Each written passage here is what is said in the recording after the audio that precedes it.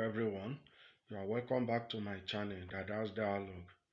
And I want to use this opportunity to say a big thank you to those of you who have subscribed to this channel. And even though if you have not subscribed, please subscribe. It's just a few clicks away from you. And I can assure you that you have a whole lot of information to learn from on this channel. Not only that, if you subscribe, you will be among those who will receive my video at the early stage of the publication. So please subscribe. I'm begging you, please. In our today's video, we will be talking about the Tier 2 Dependent Visa, which is also known as the spousal visa. Yes, what are the requirements? What are the documents needed to apply for the Tier 2 Dependent Visa? Please note, the document as well as the requirement I will be telling you does not mean that automatically you will be granted of the visa. It's just a guideline. The decision is for the Home Office to make. I'm not a solicitor. I am just sharing from my own personal experience. So what are the things needed? Basically, I would say you need 6 major documents for yourself, and if you have a child or children, then you have, let me say, 5 major documents. So now, what are the documents? Number one is your passport. Yes, they will use your passport to stamp the visa or the vignette. So this is where your visa will be stapled so that they can easily see it during your traveling at your respective airport. So number two of the document needed is your police clearance. Yes, they need to check your criminal record, whether you don't have any criminal record in your country. Believe me, no country want to welcome any criminal so that he or she won't be constituting nuisance to the country. So number two is your police clearance, whereas the number three is the tuberculosis certificate, which is also known as the TB certificate. Yes, this TB certificate is required or needed in some country, but not every country. So, but in continents like Africa, I think where the TB is rampant, then it is a necessity. You must have your TB certificate. So in this case, they will know whether you are free of the virus or not, because it's a transmittable disease, and believe me, it is not a disease that can be cured easily. So you need your TB certificate. That is the number three. Then the number four, of course, is the marriage certificate. This is what binds you together with your spouse, and this is what makes them know that truly you are married. And these are the four requirements from you who is the dependent or the spouse of the person whom you are meeting in the UK. And as for the person whom you are meeting in the UK, he or she also have to provide his or her BRP. Yes, although it is not necessary to provide the BRP if the person has not gotten his or her BRP, then the vignette, which is the visa given to him or her, provided it has not expired, can be used. So because of that, they will know that okay, the person you are meeting truly is in the UK. And of course, they will also need the certificate of sponsorship. And why this certificate of sponsorship? This is to know whether the organization who employ the person you are meeting there has certified for your maintenance or not. So there is a box in that certificate of sponsorship that says whether the organization will certify for the maintenance of the person whom you are meeting there, as well as his or her family if applicable. So if that box has been ticked, it simply means that they certify for your maintenance. And what does that mean? It simply means that while going, you don't need to have anything in your account, even with as low as 0 naira or zero CDs or zero whatever currency you are spending.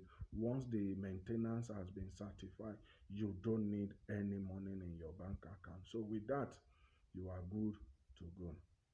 So these are the six major documents to apply for the dependent visa. However, it is also good to attach while uploading this document. It is also good to attach your wedding passport, your wedding pictures, or any pictures that signifies the two of you together, or that shows the two of you together, that shows that truly you've lived together for a while before the person travel abroad. So it is also a necessity, but this is not a major requirement, but it is a very good thing.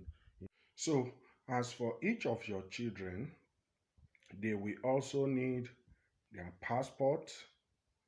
They will also need the TB certificate. Yes, it is very important even for the children, although they will not subject the children to the X-ray lights as well as the necessary requirement. It's just going to be a little checkup on them, whereby the doctor will ask you a few questions as the parent, and the doctor will now certify that based on the question they ask you and your answers, then they can see that there is no trace of tuberculosis or TB in the child. So you need the TB certificate for the child, and as a parent, the two of you need to consent that the sole responsibility is on both of you. So you need to consent by writing a letter to the home office, and the two of you will need to sign it. So it's either you write the letter separately or you write it together and stated that it is your sole responsibility as a parent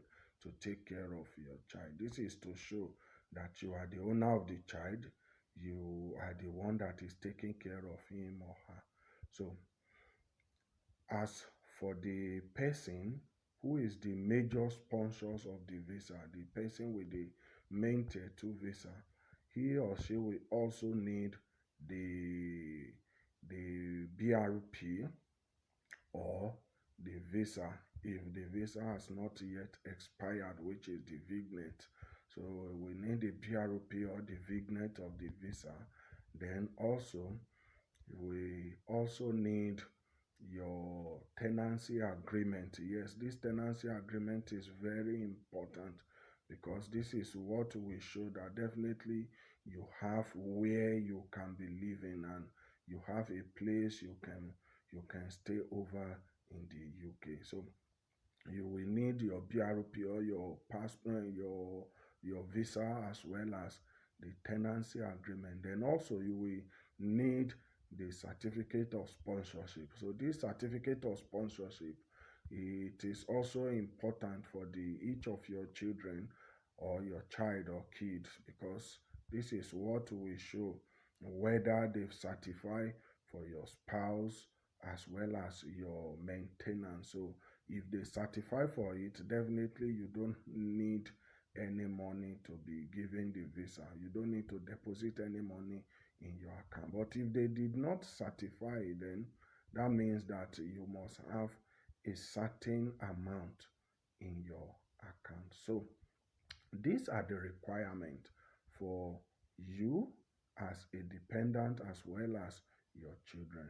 Having met up all these requirements, you should be rest assured once they are not forged, they are authentic. You should be rest assured that they will give you your visa if there is no other complications attached to it. But like I said, I cannot guarantee you that if you provide all these things, it is a must, they will give you visa. But in my own opinion, at least, it will work for me, it can also work for you. So if you meet up all the requirements, they won't they deny you of your visa.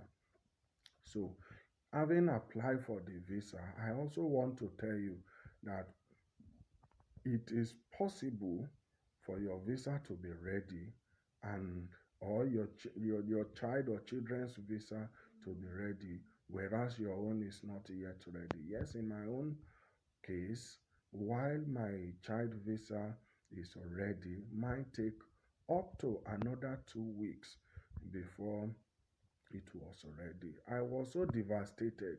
I don't know whether there's something wrong. I don't know whether I need to do anything that I did not do well. I don't know whether there's issue and all that. When I even contact the home office, they even told me that they've decided my visa so that I should have seen the decision letter. But I was so surprised. It's only my child's own, my daughter's own that I've seen. Mine is not yet ready. So, but fortunately, after 2 weeks, mine was ready. And guess what? The visa has been granted. So, these are the things needed. Once you meet up the criteria, the requirement, and you already have what it takes to be there, which is your wife or your husband over there already, as well as the certification from the employer, then you should not have any problem. So I hope you've learned one or two things in today's video. If yes, please subscribe, and I know that in our subsequent video you will also learn and benefit, as I will be sharing from my experience. So in our next video, I will be talking about how to bypass the long queue at the UK embassy, most especially in Nigeria. We have abnormal long queue, but how can we bypass it? What are the things we can do to get attended to as soon as possible? So until my next video that I'll be seeing you again, I say one love.